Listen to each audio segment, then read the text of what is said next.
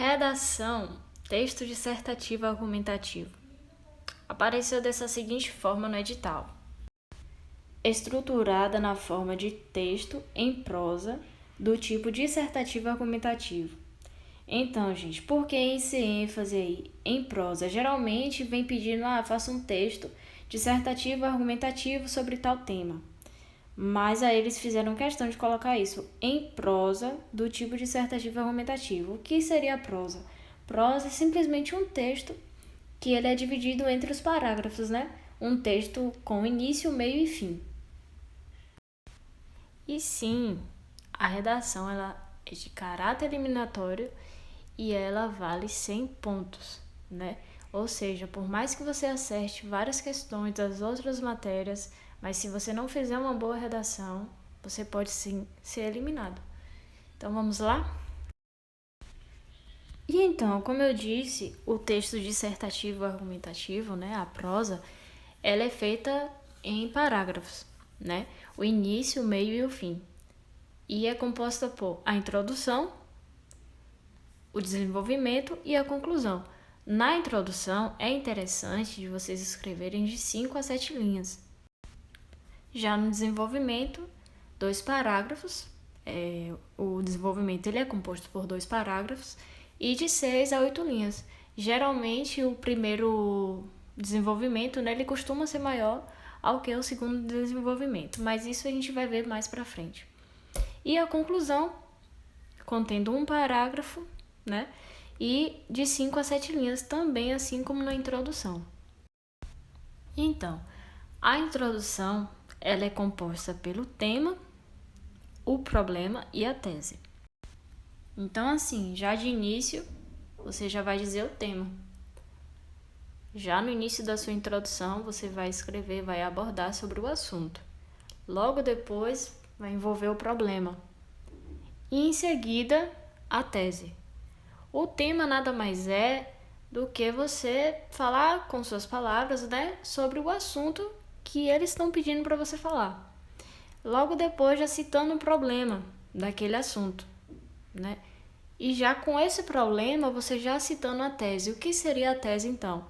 A tese é uma opinião sua, né? Uma opinião sua sobre esse tema.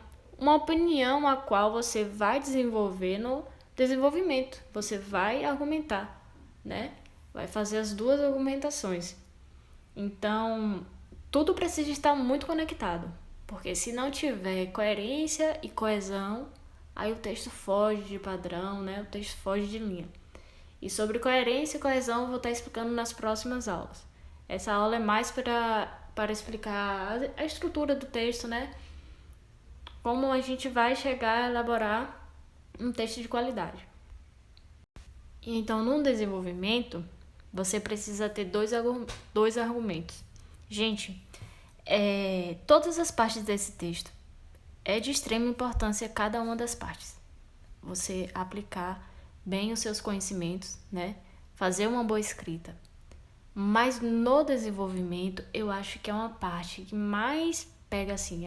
Essa é a parte a qual você não vai poder enrolar, a qual você vai ter que ter sim um embasamento, vai ter que ter um conhecimento, um estudo para poder desenvolver ele. Por quê? Porque no desenvolvimento é interessante, é importante a gente trazer exemplos, dados estatísticos, citações, enfim, provas de uma outra fonte, né, de informação, sem ser o seu próprio conhecimento, né? O analista ele quer saber se você sabe bem do assunto. E para você mostrar que você sabe bem do assunto, não é só você dizer apenas a sua opinião. Logicamente, você vai ter que sim empregar alguma coisa que prove o seu pensamento, que prove o seu argumento. Você vai estar dizendo assim, eu penso dessa forma, eu sei que isso aqui é um problema para a sociedade, eu sei que isso aqui é um problema. Só que para eu provar isso, eu trouxe isso e isso. Aconteceu isso e isso na Síria. Segundo a ONU, segundo, sabe? IBGE, não sei quantas plantas, e enfim, seja lá qual for o tema que você for abordar. Você precisa trazer comprovações. É como se você tivesse, nesse momento, né, nessa parte do texto, é como se você estivesse num debate, né? Em um debate jurídico, o qual você está ali debatendo. Vamos supor que você seja um advogado. Um advogado, ele não vai poder simplesmente dizer, tá bom, o meu cliente, ele é inocente. Não basta só o advogado chegar lá e dizer que ele é inocente. O advogado, ele tem que trazer provas, ele tem que trazer os motivos para provar que aquele cliente é inocente. A mesma coisa no desenvolvimento. No desenvolvimento, a gente tem que sim apresentar o nosso argumento, porém, com toda a segurança. E o que vai trazer essa segurança são os dados estatísticos, né? São as citações históricas, são comprovações além do nosso próprio pensamento. E outra coisa que faz um texto ser, no mínimo, organizado e apresentável é o seu argumento 1 e o seu argumento 2, eles estarem sim totalmente conectados às ideias, né? As ideias não podem ser divergentes, mas além disso, você tem que aplicar 2 dados estatísticos, 2 citações, por exemplo, 2 comprovações do seu argumento. Aplicar uma no primeiro parágrafo do seu desenvolvimento e outra no segundo, né? E deixando sim as 2 conectadas. O porquê disso? De ser 2 motivos, 2 dados estatísticos, né? Porque isso vai dar mais uma segurança para o que você está falando, para o que você está defendendo. Isso vai fazer com que o seu texto ele seja seguro, né? Ele seja uma fonte confiável do tema que você está abordando. Então, é de extrema importância você aplicar, né? E sobre a citação, sim, você pode fazer uma citação tanto na introdução, tanto no desenvolvimento, como na conclusão. Porém, a dica que eu dou é de deixar a citação filosófica, né? A citação para a introdução ou a conclusão, e talvez até colocar tanto na introdução como na conclusão. Porque no desenvolvimento, eu acho que é uma parte mais técnica do texto. É uma parte ao qual você vai estar mostrando os dados e você vai estar afirmando a sua ideia. Então tem que ser uma parte séria, né? E fica mais interessante a citação no decorrer do texto sendo na introdução ou na conclusão. E outra dica legal, interessante, é olha que lindo, você colocar uma citação histórica ou filosófica, né? No início do texto, imagine, você coloca uma citação na introdução e uma citação na conclusão. E essa citação faz totalmente sentido uma com a outra. É como aqueles poemas, né? Hoje em dia tem muito poema assim. Um poema que só vai fazer sentido no final, porque o final ele se conecta com a frase do início do poema. É show de bola uma coisa dessa. Então, é uma ideia bem bacana de se fazer. Só que minha dica continua sendo, não coloca citação no desenvolvimento, porque é uma parte técnica e séria do texto. E na conclusão? Na conclusão, você vai dar uma rápida resumida no que você citou no texto, né? Do que você abordou no texto. Você vai dar uma retomada do tema, do problema. E logo depois você vai vir com a proposta de intervenção. É legal colocar mais de uma proposta? É legal. Assim como no desenvolvimento, você cita dois argumentos seus, sabe? É também interessante colocar 2 propostas de intervenção. E eu digo assim, não é falar sobre essa proposta e explicar detalhe por detalhe da proposta. Não. Você tem que ser prático na proposta, entendeu? Você vai dar uma breve resumida do seu tema, do problema, e logo depois você vai vir com a intervenção, né? Solução do problema. Você vai citar de forma prática e fácil, porque é como se você tivesse, na verdade, prestando um serviço para alguém nesse texto, gente. Eles querem que você tenha o domínio do assunto e eles querem que você resolva esse problema que você viu, né? Sobre esse assunto. É basicamente isso. Então, tem que ser inteligente na forma de desenvolver né? Na forma de debater o seu argumento, defender ele, assim também na forma de propor, né, soluções. E tem a reafirmação da tese, né? Que após você aplicar a sua proposta ali, você vai reafirmar a sua tese, que você vai estar reafirmando, você vai estar dando motivo do porquê tem que dar essa solução. É como se você estivesse basicamente tendo uma conversa com o governador. Olha, o problema é esse, o tema, né? Problema. A proposta que eu tenho é essa e essa, né? E o porquê que tem que fazer isso, que tem que dar solução, é por causa disso, que vai ser a tese. Então, a conclusão é basicamente isso. Vamos supor que é uma conversa com alguém que você está pedindo para resolver aquele problema. E aí fica pronto. O texto fica muito bacana. E sobre a citação você pode colocar na conclusão. Fica bem legal na reafirmação da tese, né?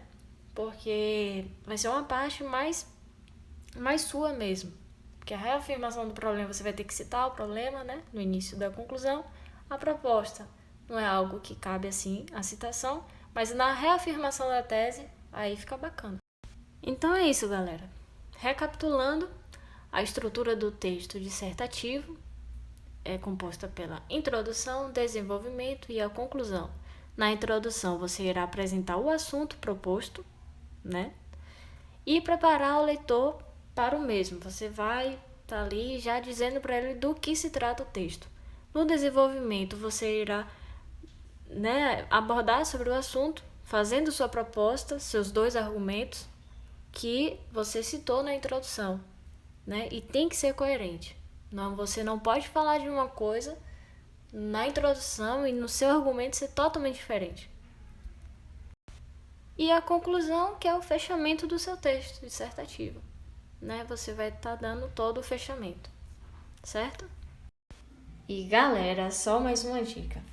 O texto dissertativo argumentativo, ele não pode de modo algum estar escrito na terceira pessoa, né? Nem do singular, nem do plural.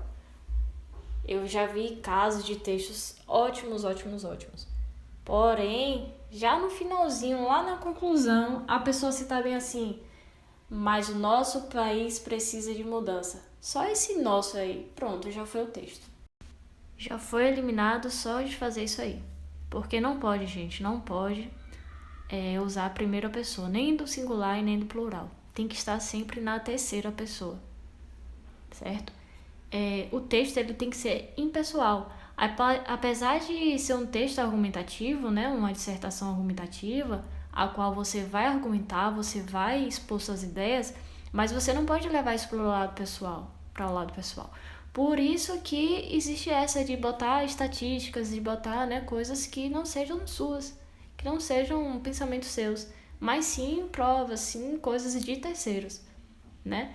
Porque o texto argumentativo, apesar de ser argumentativo, ele é dissertativo. E a lei do dissertativo é essa: está na terceira pessoa e não na primeira pessoa, tá certo? Então, ficar ligado nessa parte aí. Nunca colocar a primeira pessoa nem do plural, nem do singular, né? Eu, não, né? Nós, nosso país, né? A sociedade em que vivo. Não, você não pode se incluir em momento nenhum do texto. Você tem que ser impessoal, certo? Outra coisa também, vamos supor que o texto fale sobre educação no Brasil, né? Você não vai poder também chegar. A educação no Brasil é precária, é sim, mas você não vai poder, por exemplo, chegar e falar no texto: não acho, não gosto. Isso aí você não tá colocando pronome eu e nem pronome nosso ou sei lá o que. Mas de forma indireta você já tá se incluindo no texto, tá vendo? Você não pode fazer isso. Aí você, por exemplo, esculhambar a educação do Brasil não presta e não sei o que, e não sei o que. Não, não é dessa forma. É de modo impessoal. É de um modo, sabe, que você vai pelas bordas, pela beirada, até você dizer o seu ponto de vista. E junto com o dizer do seu ponto de vista, você vai ter que levar as suas afirmações, os seus motivos, os seus dados estatísticos, né? Isso vai fazer um texto profissional, um texto formal, um texto dissertativo. Então, isso é muito importante também, certo? Boa noite.